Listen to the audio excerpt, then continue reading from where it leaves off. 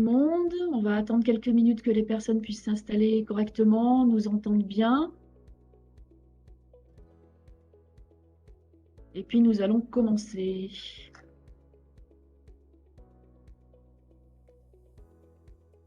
Il y a une douzaine de participants. Nous avions une quarantaine d'inscrits, donc on attendait un petit peu plus de monde au départ, mais les gens vont arriver peut-être progressivement. En tout cas, bienvenue.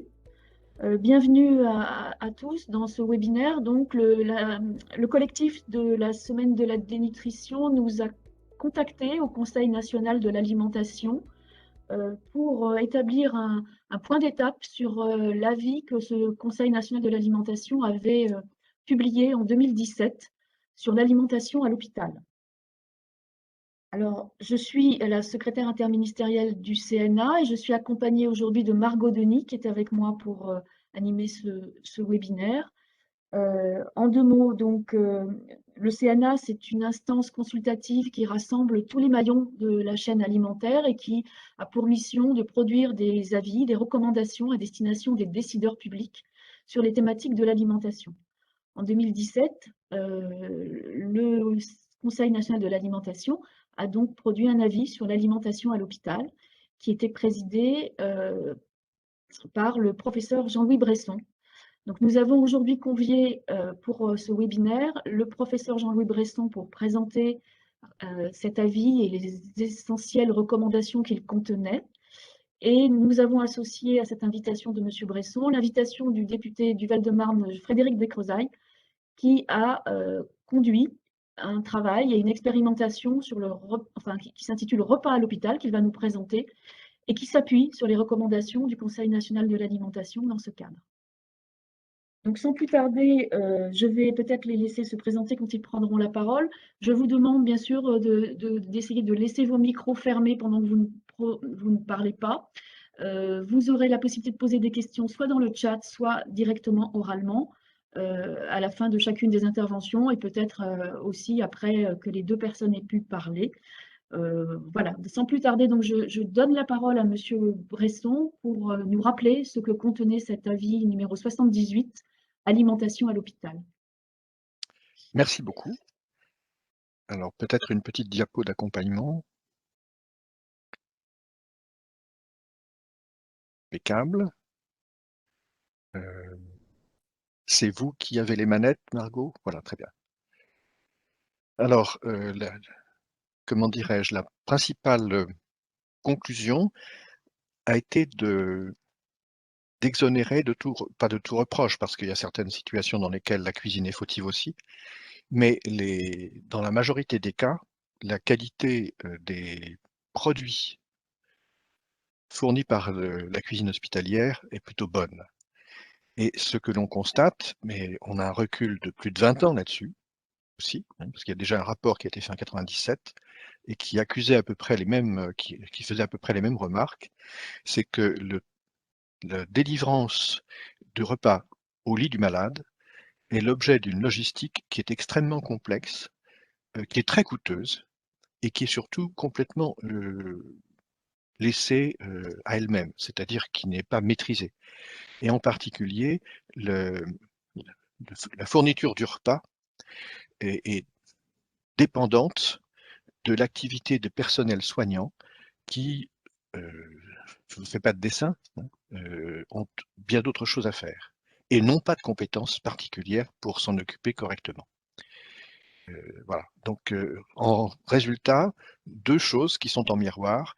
L'hôpital mal nourrit les malades et deuxièmement, en soins aigus en tout cas, en service de soins aigus en tout cas, ça entraîne un gâchis absolument extraordinaire. Je ne me souviens plus du chiffre, mais en gros, si on pense qu'un adulte normal consomme 1 kg 100 à 1 kg 200 d'aliments hors boisson par jour, la moitié est perdue à l'hôpital.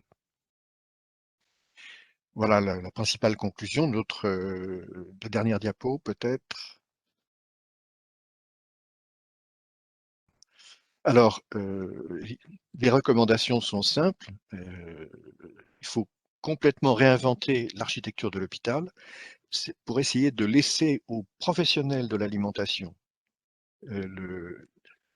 le soin de la délivrer eux-mêmes, c'est-à-dire par exemple créer des restaurants ou des self-service à l'intérieur de l'hôpital qui restent dans la sphère d'influence des cuisiniers.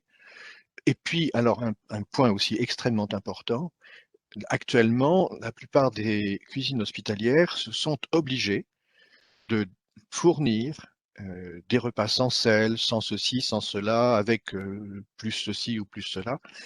C'est-à-dire que automatiquement, on complique considérablement le travail des gens qui sont en cuisine pour des raisons qui sont scientifiquement absolument pas établies. Et donc, nous avons recommandé, en particulier aux diététiciennes, de revoir complètement les prescriptions en matière de, de, de- de travail systématique et de supprimer une grande partie des régimes. Je crois que l'Association française des diététiciennes avait embrayé là-dessus. Je serais curieux de savoir où ils en sont. Et donc, en fait, il faut cesser de penser qu'il est nécessaire d'apporter l'alimentation au lit du malade, la plupart étant mobiles et indépendants, ils peuvent très bien se déplacer. Et j'avais dit, pour illustrer les choses, que le jour où je suis hospitalisé, j'aimerais bien pouvoir inviter des amis à partager un repas, même si c'est un repas très simple. Voilà. Est-ce que vous avez des questions?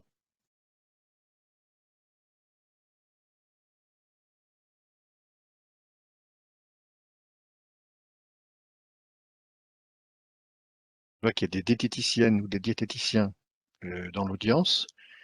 Est-ce que par rapport à la réflexion qu'a fait le CNA sur l'inutilité des régimes multiples qui alourdissent le travail en cuisine et qui n'ont pas vraiment d'indication scientifiquement basée,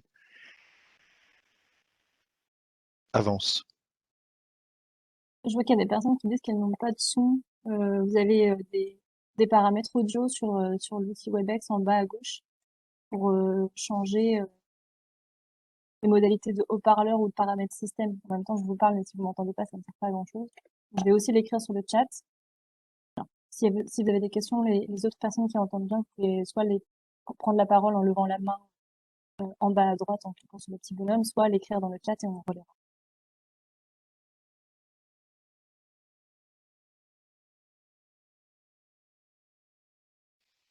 Sylvie, on ne t'entend pas pour l'instant.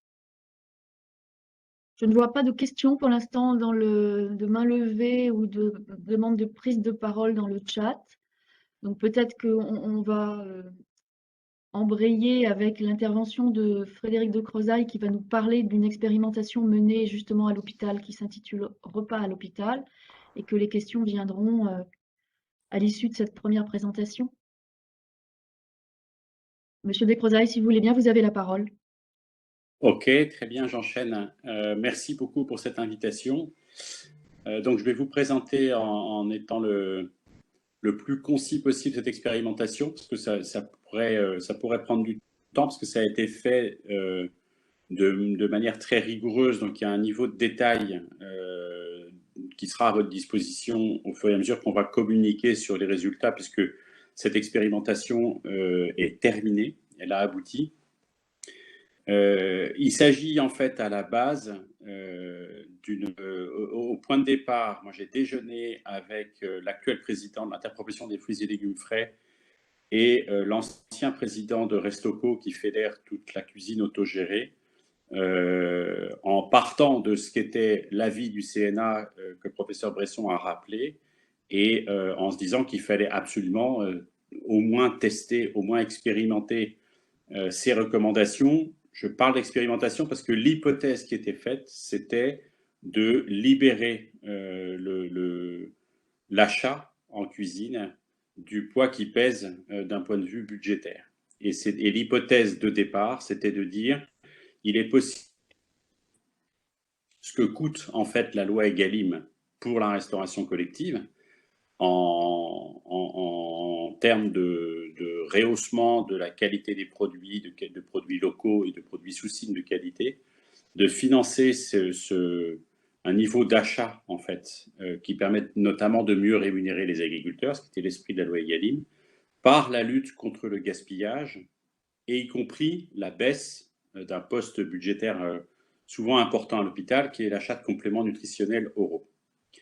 Ça, c'était un petit peu l'hypothèse de départ.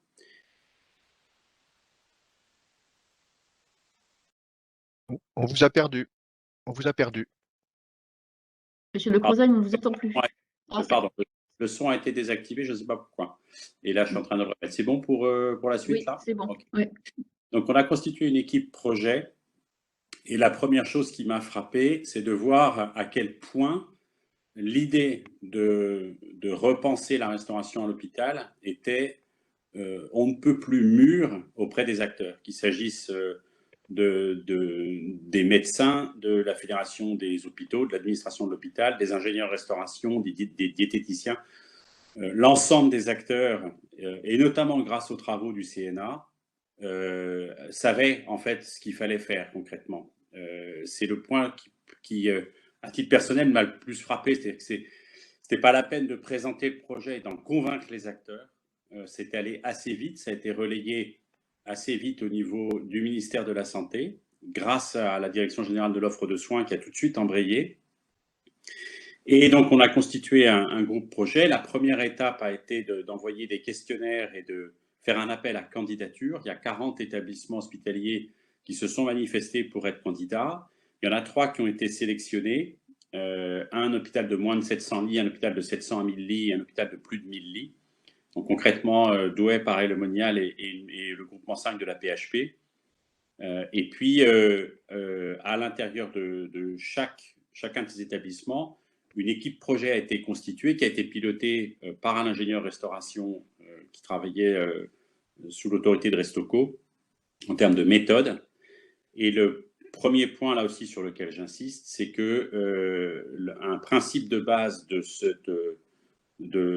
cette expérimentation qui consistait donc à repenser, réorganiser, le professeur Bresson insistait à l'instant sur la logistique et le rôle des professionnels de la cuisine, de repenser donc toute la chaîne de restauration à l'hôpital en y mettant absolument tous les acteurs.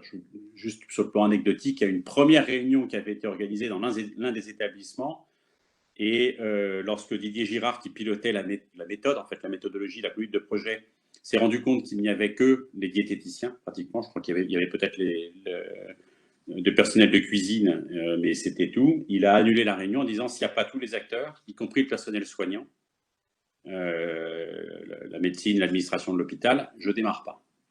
Et en fait, cette partie pluridisciplinaire, c'est une condition sine qua non de la réussite d'une transformation de la livraison des repas à l'hôpital. Et dans un contexte qui est très tendu, qui est celui de l'hôpital, je ne parle même pas de la crise sanitaire qui n'a pas interrompu l'expérimentation et c'est remarquable en soi, évidemment, ce sont des acteurs qui n'ont pas le temps. Donc les premières réunions, plus souvent, se faisaient sur le temps du repas, à déjeuner, pour constituer l'équipe projet et définir ce qui allait être fait. Alors cette expérimentation, elle a consisté dans un premier temps à établir un diagnostic avec la mesure d'un certain nombre d'indicateurs qui ont été suivis pendant toute l'expérimentation qui a duré plus de 3 ans, donc en fait. Expérimenter différentes formules, une carte fixe, un dîner à 3 composantes, un menu manger-main, plus spécialement EHPAD ou gériatrie, un restaurant pour patients autonomes, qui est le point qui a le moins abouti compte tenu de la crise Covid, parce que c'est ce qui nécessitait matériellement le plus d'engagement. Et puis un panier repas pour patients sortants. L'enjeu du dernier repas en sortie d'hôpital est un enjeu en soi, puisque très souvent il est commandé dans l'hypothèse où le patient part après le déjeuner et où on a énormément de gaspillage lorsqu'il part en fait juste avant. Donc le panier repas était un des outils qui a été notamment suggéré par l'offre de soins à expérimenter. Et donc la progression des indicateurs qui a été mesurée pendant toute l'opération, ça a été celle de mesurer quel était le taux de renouvellement de l'offre alimentaire en adéquation avec le titre 2 de la loi Egalim, donc en amélioration, encore une fois, produits sous signe de qualité, etc. L'évaluation nutritionnelle, évidemment, la mesure du gaspillage alimentaire, et des enquêtes plus qualitatives de satisfaction à la fois des patients accompagnants mais aussi du personnel, et un bilan sur l'impact sur les différents services hospitaliers. Donc je ne reviens pas sur le timing. En fait, ça a démarré, l'expérimentation proprement parlée, entre janvier et mars 2019, et donc là, nous avons abouti au résultat de l'expérimentation. Concrètement, la carte fixe restauration, qui était donc l'une des expérimentations, elle a concerné un peu plus de 1200 repas à Paray-le-Monial, près de 8000 repas à Douai et plus de 5000 repas au groupement 5 de la PHP. Le menu dîner à 3 composantes, c'était 10 000 repas au service EHPAD à Paray-le-Monial, près de 8000 repas service EHPAD centre hospitalier et plus de 11 000 repas à Paris. Je vous passe les détails. Le menu manger main, il y a eu aussi un très grand nombre de repas. Enfin, tout ça a été chiffré dans le détail. J'ai peur d'être rébarbatif et donc je vais passer tout de suite en fait aux résultats en vous donnant les principaux indicateurs pour les 3 établissements. À Paray-le-Monial, en termes de gaspillage alimentaire, on était à 178 grammes par assiette avant et on est descendu à 143 grammes par assiette à la fin de l'expérimentation. Le coût du gaspillage alimentaire est passé de 70 centimes à 57 centimes par repas. En termes de dénutrition, on est passé de 33 à 25% de déficit énergétique et de 39 à 24% de patients dénutris. En termes de denrées alimentaires, le nombre de références a explosé. On est passé de 22 à 208 références dans l'offre alimentaire à l'hôpital, dont essentiellement des produits issus de l'agriculture biologique. En termes de référence, il y avait une référence bio avant et 138 à la fin de l'expérimentation. Et en valeur des achats, on est passé de 8 à 17% sur cet aspect-là, en passant de 0,2 à 7% d'achats sur le bio notamment. Et en termes de satisfaction, là, il y a une très grande augmentation du niveau de satisfaction des patients. Et donc une chute de la part des patients insatisfaits sur le repas. À Douai, pour reprendre un petit peu les mêmes critères, on est passé de 176 à 155 grammes de gaspillage, de 28 à 26% de déficit énergétique, 38 à 35% de patients dénutris. Le nombre de références a aussi considérablement augmenté et pareil, en termes de patients, je ne vous donne pas le détail, il y a 4 niveaux de satisfaction et de toute façon, vous aurez accès à l'ensemble de ces données où on constate également une très grande amélioration. Et puis Paris, on est passé de 239 à 224 grammes. On est passé de 19 à 38% en termes de déficit énergétique, 52-26% de taux de patients dénutris. Et pareil, une très grande augmentation du nombre de références. Ce qu'on peut retenir de manière très synthétique, c'est que le gaspillage représente il y a une baisse du gaspillage de 20 à 30%. Il y a un gain qui passe de 0,35 à 1 euro de compléments nutritionnels par plateau qui sont économisés. Baisse de la dénutrition de l'ordre de 15%. Voilà ce que je peux vous dire de manière très très globale. Et donc en fait, budgétairement, des disponibilités à l'année qui sont de plusieurs dizaines de milliers d'euros, sachant que la recommandation de l'équipe repas à l'hôpital, c'est qu'évidemment, il y ait un réinvestissement du disponible qui est un gain qui est vraiment obtenu à partir de la lutte contre le gaspillage et de la réduction des compléments nutritionnels oraux, réinvestissement sur la chaîne de restauration et qui ne soit pas transféré sur un autre budget de l'hôpital.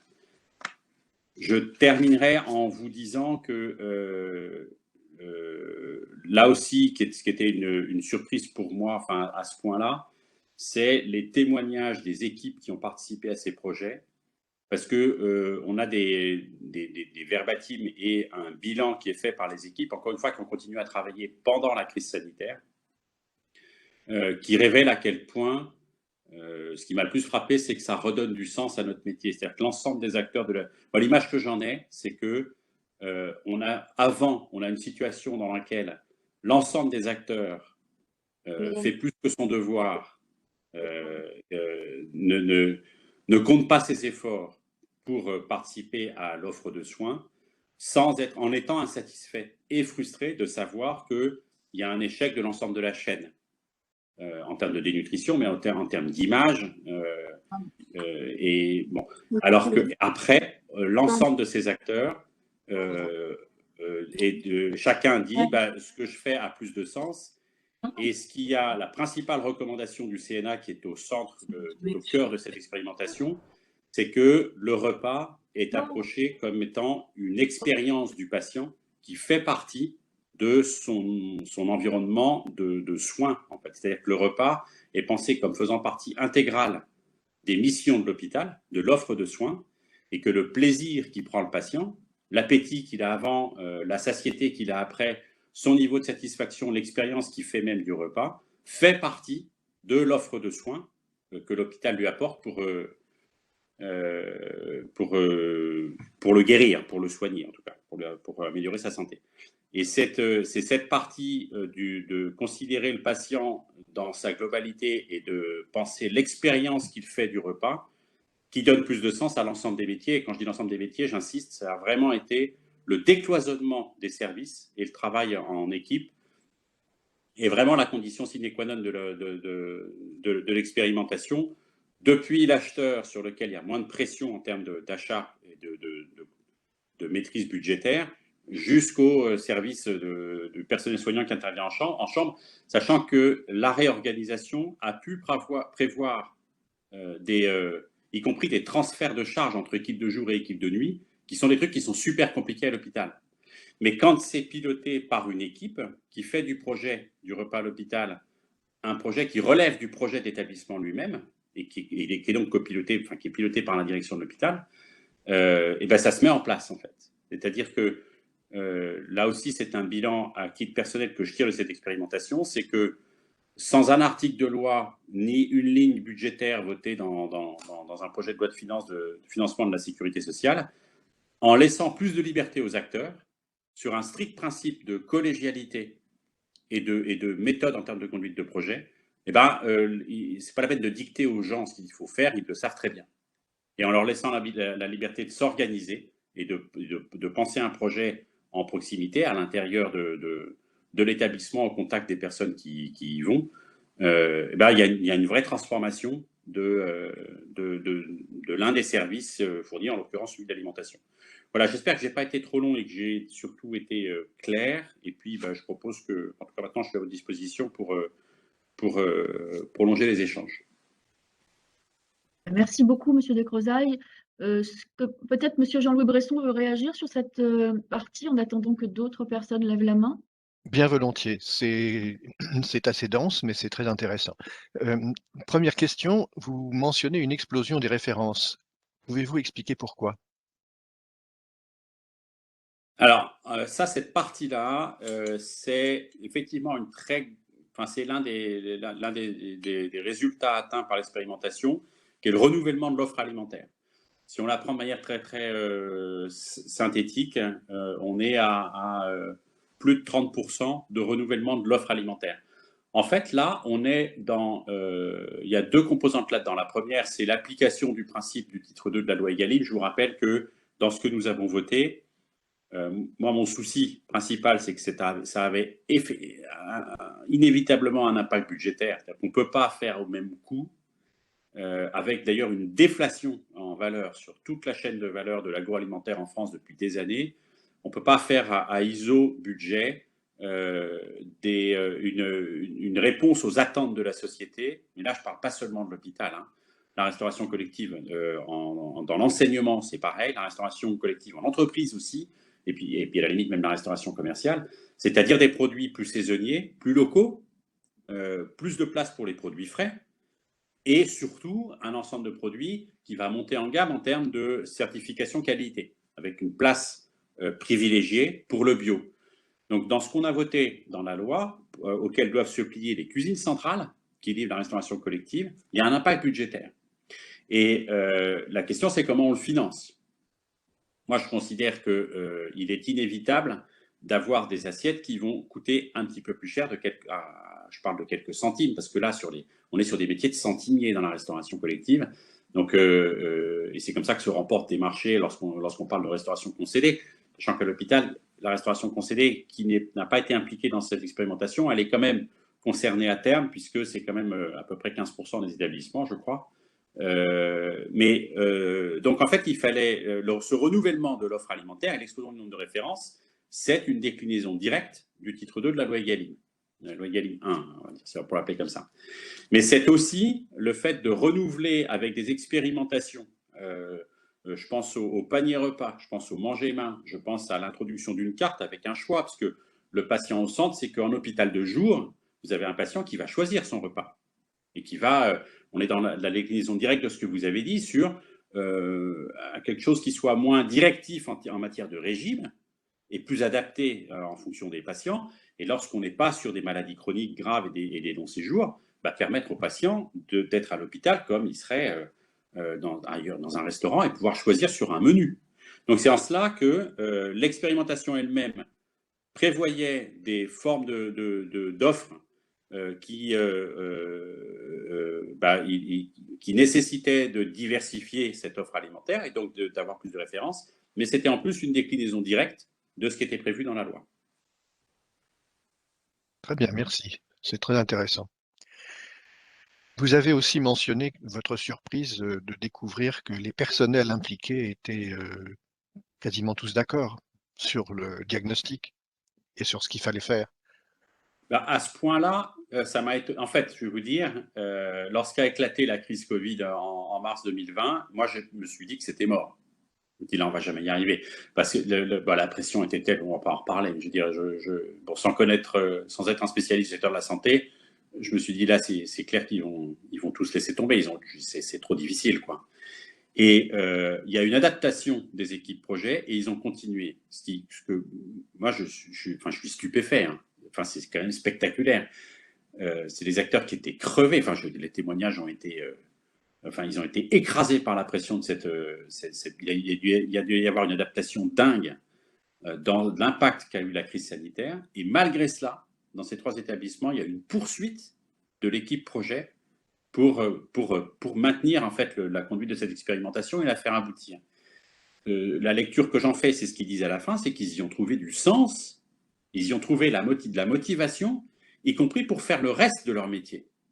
C'est-à-dire que l'ensemble des acteurs, et là je pense au personnel soignant, le fait de s'impliquer dans cette expérimentation et d'être partie prenante, d'être un maillon de la chaîne indispensable à un renouvellement de l'offre du repas et du moment du repas des patients, ça a donné du sens et de la motivation pour faire plus que son devoir et fournir les efforts qu'il fallait faire, y compris en période de crise sanitaire. C'est ça qui est spectaculaire, c'est cette question du sens. Et c'est ce qui ressort beaucoup à la fin. Et j'insiste beaucoup là-dessus parce que là, je fais une petite référence, je sors un petit peu du cadre, pardon, mais il y a un collectif qui est apparu au printemps dernier qui s'appelle Nos services publics, où on a un très très grand nombre d'agents publics, de fonctionnaires, des 3 versants et toutes catégories, qui déplorent, qui font part de se dire mais ce que nous faisons a perdu du sens, alors que c'est la base de notre engagement que de travailler pour l'intérêt général et de ne pas le perdre de vue. Cette expérimentation de ce point de vue-là, pour moi, c'est une très grande leçon dans la façon dont l'action publique peut être conduite, parce que j'insiste encore une fois, ça a reposé sur des libertés données à des équipes localement, et ça n'a pas, il n'y a eu rien de tape à l'œil en termes d'annonces budgétaires votées au Parlement ou d'articles de loi qui allaient modifier un cadre légal. Et ça, pour moi, c'est en soi quelque chose qui est à souligner. Ce témoignage est assez enthousiasmant quant à l'état de nos équipes soignantes. Absolument. Puis-je me permettre de vous poser encore 2 questions? Mais je vous en prie, on est là pour ça, il n'y a pas de souci. La première, c'est comment pourra-t-on se procurer le rapport, si c'est un rapport, en tout cas les conclusions de votre expérimentation? Alors là, de ce point de vue-là, encore une fois, je suis dans l'attente, en contact avec le cabinet d'Olivier Véran et celui de Julien Denormandie, hein. C'est-à-dire que je tenais beaucoup, dans toute cette affaire, à la dimension interministérielle. C'est quelque chose d'interministériel qu'on sait très mal faire en France. Et là, on est sur une loi qui concernait le revenu des agriculteurs, avec un titre 2 qui a porté sur la restauration collective. Et il s'agit d'appliquer cette loi à l'hôpital. C'est-à-dire, pour moi, c'était dans l'application des recommandations du CNA, avec ce fameux avis 78, mais d'une concrétisation d'une loi que j'ai votée et à laquelle j'ai beaucoup participé parce que je connais, par ma carrière, je connais la chaîne alimentaire et la partie, plus particulièrement la partie agricole. Donc, le côté interministériel d'un ministre de l'Agriculture qui est impliqué, parce qu'il a suivi ça de très près, là, depuis qu'il est en fonction, Julien Denormandie, la concrétisation d'une loi qui le concerne au premier chef, qui est pilotée par une direction générale qui relève d'un autre ministère, qui est celle donc du ministère de la Santé. Cette dimension interministérielle m'apporte beaucoup. Donc la façon dont le gouvernement, donc Julien Denormandie, Olivier Véran, peuvent s'emparer de cette expérimentation, je suis encore dans l'attente au niveau des cabinets ministériels de savoir comment ça rentre dans leur agenda. Et encore une fois, la 5e vague et ce que vit l'hôpital s'y prête plus ou moins à ce qui est dans l'agenda politique du gouvernement, du ministre de la Santé, un focus là-dessus avec une médiatisation à son niveau. Donc, je suis dans cette attente-là, mais ça ne va pas durer très longtemps parce qu'on est là, l'expérimentation est terminée. Et donc, si il ne s'en empare pas de manière visible et médiatique, il va de toute façon y avoir un déploiement du projet piloté par la Direction générale de l'offre de soins, plus particulièrement par l'antenne de la DGOS qui s'occupe de l'innovation et de la qualité, pour déployer en fait ce projet avec, encore une fois, une première communication ciblée sur les établissements qui avaient été volontaires et pas retenus pour piloter l'expérimentation. Donc, vous aurez accès très vite, là, en fait, ça va être complètement public, hein, aux résultats, aux détails, en fait, du suivi, indicateur par indicateur, et expé par expé dans les 3 établissements de ce qui a été fait. L'idée est d'avoir, alors, qui ont été élaborées des fiches techniques, de manière à ce qu'il y ait une sorte de boîte à outils remise à tous les établissements pour que chacun puisse s'y mettre, en fait. Encore une fois, ça va être supervisé par, je ne sais plus quel est le nom de ce service qui s'occupe de l'innovation et de la qualité à la DGOS, mais ça va être déployé et ça sera évidemment accessible.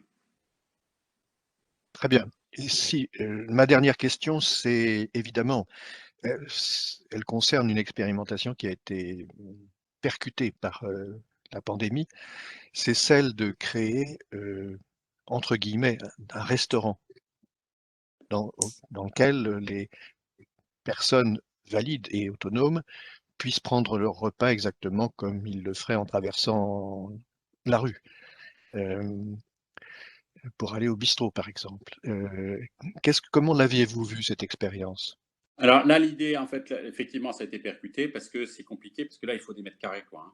Il faut constituer en fait un restaurant dans lequel puissent se déplacer tous les patients en ambulatoire, en hôpital de jour, patients autonomes. Donc cette partie-là, elle est très très relative à la possibilité pratique pour un établissement de créer une salle ou d'agrandir un réfectoire, un endroit où puissent être accueillis les patients. Donc, et là, ça peut, y compris relever d'un projet d'établissement qui pourrait nécessiter des travaux. Donc cette partie-là était effectivement, je dirais pas que c'était la plus ambitieuse en réalité, mais en tout cas, matériellement, c'est celle qui induit le plus de modifications, j'allais dire de structuration de l'établissement lui-même. Ça dépend beaucoup des établissements. En tout cas, elle faisait partie il y a 8 projets en fait hein, qui étaient expérimentés par établissement et c'est effectivement celui-là qui a le moins abouti. Je lis dans les chats que l'un des intervenants dit qu'il faudra que ce soit pratico-pratique et surtout applicable pour tout établissement. Absolument. Et c'est bien l'idée depuis le départ, en fait, hein, de rompre avec le principe d'avoir quelque chose qui est défini dans le détail au sommet par une administration centrale pour être décliné à l'identique de manière uniforme partout. De rompre avec cette idée-là et de laisser la liberté organisationnelle à les acteurs, simplement avec des principes de méthode. Et je pense, encore une fois, à la collégialité au sens interdisciplinarité. C'est surtout ça, en fait. Et donc, en matière de déploiement, c'est un strict investissement en termes de conduite de projet et donc de méthode. Chaque établissement, ensuite, adaptant en fonction de sa situation, de son propre projet d'établissement et de son implantation dans son environnement, de prélever ce qui a le plus de sens pour lui et j'allais dire à sa manière de s'approprier le projet. Donc, il y a quelques principes à appliquer en termes de méthode, et j'insiste sur l'interdisciplinarité. C'est-à-dire qu'il faut vraiment qu'il y ait tous les acteurs depuis le départ, de l'acheteur jusqu'au personnel soignant, en passant par les diètes, la direction de l'hôpital, les médecins, de manière à ce qu'il y ait l'ensemble des acteurs qui prennent le repas comme partie intégrante de l'offre de soins. C'est vraiment en ce terme-là que ça doit être pensé. Maintenant, oui, le fait que ça soit adaptable par pratico-pratique et applicable à chaque établissement, c'est le principe de base, encore une fois, de la conduite du projet. Monsieur Bresson, vous aviez encore une question peut-être, Monsieur Bresson? Je ne sais plus si vous avez posé vos 2 questions. J'ai posé mes 2 questions, mais j'y reviendrai sans doute parce que le domaine est si riche que... Mais je cède la parole quand même. Alors, est-ce que la salle a des questions? Est-ce que vous avez ou des expériences à partager, peut-être des témoignages également? N'hésitez pas, c'est intéressant pour tout le monde. Vous pouvez lever la main ou simplement prendre la parole si vous le souhaitez en ouvrant votre micro. Alors, je ne vois rien qui arrive. Alors, je vais me permettre de poser une autre question. J'apprécie beaucoup que vous parliez de l'interdisciplinarité, parce que c'est une évidence. Il y a plusieurs métiers qui sont impliqués dans la délivrance des repas à l'hôpital et qui aujourd'hui travaillent tous en silo. Et on a un exemple d'interdisciplinarité qui fonctionne plutôt bien. C'est la structure qui est destinée à lutter contre les infections nosocomiales à l'hôpital et qui, bien entendu, dispose de moyens parce que les infections nosocomiales, c'est quand même quelque chose de terrible pour le patient et terrible pour l'image de l'hôpital aussi. Et du coup, cette structure a, je dirais, des moyens, ce qui n'a pas été le cas des clans. Pour ceux qui travaillent à l'hôpital savent ce que c'est. Et en fait, le clan, en gros, c'est un échec parce que il n'a, je vais résumer les choses de façon un peu caricaturale, il n'a aucun pouvoir. Et ça, quand c'est un succès à l'échelle locale qui dépend entièrement de la bonne volonté de quelques personnes qui s'impliquent considérablement dans son fonctionnement.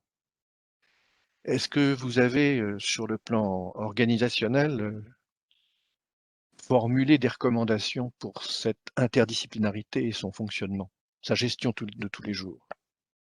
Alors, en fait, là, on est vraiment sur ce que je vous disais en termes de méthode et conduite de projet. C'est-à-dire que dans la boîte à outils, il y aura des fiches pratiques pour conduire XP par XP, le menu, 3 composantes, le manger, etc. Mais il y a en termes l'implication que ça représente, ce principe qui est absolument incontournable de collégialité, d'interdisciplinarité pour réussir.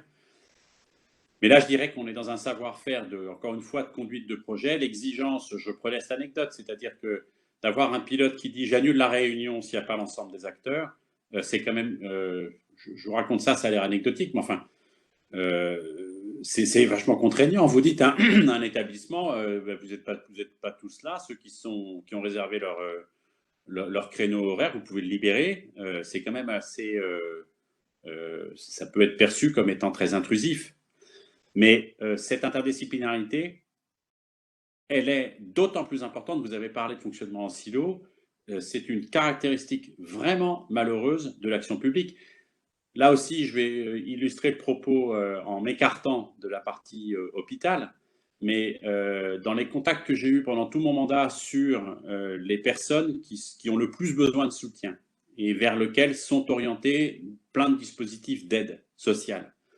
Ben, vous avez la CAF qui va s'occuper de la CAF, des allocs familiales, vous avez la mission locale qui va s'occuper des jeunes, vous avez Pôle emploi qui va s'occuper des demandeurs d'emploi qui ont déjà une expérience professionnelle, et ce sont des acteurs qui ne travaillent pas ensemble. Et en fait, aucun des services publics mis à disposition des gens qui sont dans le besoin ne sait ce que fait son voisin ou l'autre et n'est capable de prendre la personne dans tout son parcours. Vous avez des foyers qui vont manifester une demande pour avoir une aide donnée, mais si on passe du temps à les écouter et qu'on prend la personne et l'histoire du foyer dans son ensemble, on peut se rendre compte que suite à un divorce, il y a eu un déménagement, que ce déménagement a provoqué le décrochage scolaire d'un ado, que ce décrochage scolaire se complique avec un début de surendettement. Et en fait, vous avez tout un ensemble d'aides qui sont à coordonner pour accompagner la personne dans son histoire. Et l'histoire, je reviens à l'hôpital, mettre le patient au centre, c'est ça. C'est prendre le patient dans son expérience. Si vous avez un cadre qui se retrouve en hôpital de jour pour une coloscopie, je dis n'importe quoi, je ne sais pas, mais qui prend jamais ses dîners avant 20h30 et que vous le servez à dîner à 18h, il a juste pas faim. Et en fait, c'est cette idée de prendre la personne, le mettre au centre, c'est juste prendre la personne dans toute son histoire, comment elle vit le fait d'être à l'hôpital, et de penser que le repas qui va lui offrir fait partie de tout l'environnement de l'hôpital et de ce qui lui est offert. Et pour ça, il est absolument indispensable de mettre tous les métiers concernés par ce qui est offert à la personne en question. Donc, pour répondre à votre question, cette interdisciplinarité, c'est un principe qui est absolument incontournable et qui est d'autant plus important qu'encore une fois, on a une action publique qui est, comme vous l'avez dit vous-même, très silotée avec une action publique, qui est très conduite en tuyau d'orgue. C'est pour ça que je parlais aussi d'interministériel qu'on sait très mal faire en France. Donc, j'insiste sur la liberté donnée à la périphérie de l'action publique, établissement par établissement. Et la première contrainte qui doit être levée, c'est la contrainte budgétaire au niveau de l'achat. Ça n'a pas de sens de mettre un flingue sur la tempe des acheteurs alors qu'ils représentent un poste qui est de l'ordre de 1% en plus des dépenses d'un hôpital en lui disant l'année prochaine, c'est moins 3% sur tes achats. Ça n'a pas de sens. Il faut laisser l'acheteur en lien jusqu'au personnel soignant qui va servir le dîner et parfois, encore une fois, transfert de charge entre équipe de jour et équipe de nuit pour que l'achat prenne du sens sur l'ensemble de la chaîne et ce qui est finalement servi aux patients. Sachant que le résultat qu'on mesure, c'est non seulement la fierté des agents qui travaillent à l'hôpital, la satisfaction du patient et des accompagnants, et surtout, on mesure la baisse de la dénutrition, la chute du gaspillage et la baisse de ce que coûte l'achat de compléments nutritionnels oraux. Donc en fait, j'allais dire, c'est vraiment un projet vertueux que d'établir ce principe d'interdisciplinarité dès le début. Je ne saurais vous contredire. Bonjour à toutes et à tous. Bonjour, c'est Jérôme Gage. Je ne sais pas si vous m'entendez. Vraiment, très bien, monsieur Gage. Je vous remercie pour ces échanges passionnants. Donc moi, au nom du collectif de lutte contre la dénutrition et dans le cadre de cette semaine, et merci au CNA d'avoir organisé ce webinaire. Nous, depuis le début, l'avis numéro 78 du CNA, c'est une sorte de bible qu'on essaye de promouvoir pour tous les constats et les recommandations qui sont formulées. Et je rebondis sur la dernière mention qu'a fait Jean-Claude Brisson à l'instant. Dans la plateforme de proposition que le collectif défend, et qu'on avait essayé d'ailleurs de porter au moment de l'élaboration du nouveau PNNS, il y a naturellement la nécessité de muscler les clans sur le modèle, comme vous l'avez dit, des clans qui, eux, ont un pouvoir prescriptif immédiat, alors que le clan, comme vous le disiez, est renvoyé au bon vouloir des acteurs locaux et de l'audience qu'on leur donne. C'est-à-dire qu'on est convaincu que les enjeux de l'alimentation passent par une nécessité de renforcer une instance comme celle-ci dans son pouvoir prescripteur, dans son interdisciplinarité, et y compris dans sa capacité d'assurer une vigilance sur le point que vient d'évoquer Frédéric Descrozaille, sur la pression de l'acheteur sur le montant de la facture denrée. On a le même type de problématique s'agissant des EHPAD, où là aussi la dénutrition se pose avec beaucoup d'acuité. Donc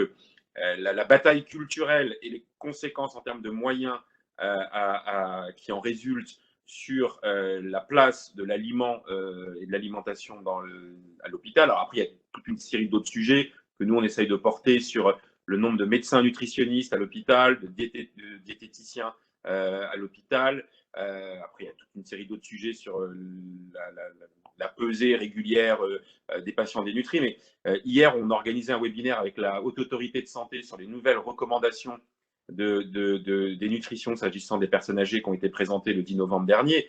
Et les auteurs de ces recommandations ont rappelé quand même, s'agissant de la dénutrition à l'hôpital, mais vous l'avez un peu évoqué, on est sur 2 fois, le malade dénutri a 2 fois plus de chances d'être réhospitalisé 15 jours après. La durée moyenne de séjour du malade dénutri est 30 à 40% supérieure. Et surtout, le risque de mortalité à 1 an est considérable. Il est de 4,6% pour un patient non dénutri, il est de 34% pour un patient dénutri. Donc le coût médico-économique et social de la dénutrition à l'hôpital, il est gigant. Il faut qu'on arrive à davantage l'objectiver, notamment sur le coût médico-économique. Mais on a cette bascule d'une logique de prévention à une logique de réparation à apporter. Et c'est pour ça qu'on s'appuie beaucoup sur l'avis du CNA. Et encore merci à vous. Voilà. Je rebondis sur ce que vient de dire Jérôme pour juste un point qui est anecdotique, mais qui fait partie pour moi de ce qui a réussi dans cette expérimentation. C'est le logo et la signature. La signature, c'est « manger mieux, guérissez plus vite ». C'est une façon de reprendre ce que tu viens de dire, Jérôme. L'idée, c'est encore une fois que le repas fait partie de l'offre de soins et qu'effectivement, un patient qui se nourrit mieux et qui a plus de satisfaction par le repas, et il y a effectivement en perspective, moi j'ai entendu des médecins évoquer le fait qu'on peut miser sur un raccourcissement des séjours et peut-être une amélioration de la santé par le fait que le repas apporte plus de plaisir et donc nourrisse mieux. Voilà. Et ce logo et cette signature, en fait, ont été créés gratuitement par des écoles parce au début du projet, on a institué une sorte de concours et les écoles de communication, design qui s'y sont prêtées ont proposé des logos et on avait fait un jury, on a sélectionné ce logo et cette signature. Au moment du bilan de cette expé, il s'agira dans la communication de leur faire honneur parce que c'était une belle participation d'écoles volontaires, d'étudiants pour contribuer avec leur propre métier qui était de la création visuelle à l'expérimentation elle-même.